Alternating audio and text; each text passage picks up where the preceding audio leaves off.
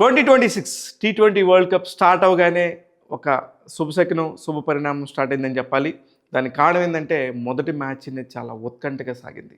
ఆ match Netherlands versus పాకిస్తాన్కి జరిగింది. అందరూ కూడా ప్రపంచం అందరూ కూడా వీక్షించారు. దాదాపుగా నెదర్లాండ్స్ గెలిచేసిందేమో అనే ఒక మైండ్ సెట్కి తీసుకొచ్చారు.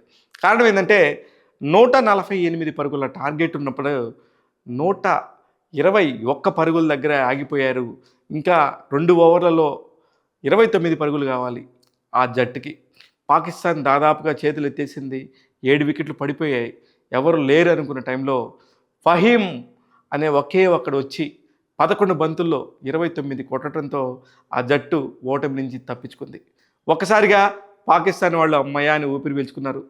చచ్చి చెడి ఇంక చచ్చామనుకున్న దగ్గర నుంచి దాదాపుగా చచ్చి బతికేమన్న దగ్గరికి వచ్చింది పాకిస్తాన్ క్రికెట్ జట్టు. 19వ ఓవర్ 2వ బంతులో 6 లైన్ దగ్గర కనుక క్యాచ్ పట్టుంటే ఆ కథ కూడా ముగిసేదే.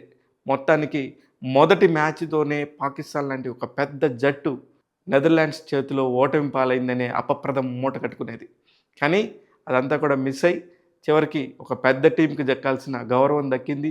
ఇంకా 3 బంతులు మిగిలి ఉండగానే పాకిస్తాన్ జట్టు గెలిచి T20 2026 వరల్డ్ కప్లో మొదటి విజయం సాధించిన జట్టుగా పాకిస్తాన్ నిలిచింది. ఇది మొదటి మ్యాచ్కి సంబంధించిన కథ. చూస్తూనే ఉండండి. రెండో మ్యాచ్ గురించి అతి త్వరలో అప్డేట్ ఇస్తాను.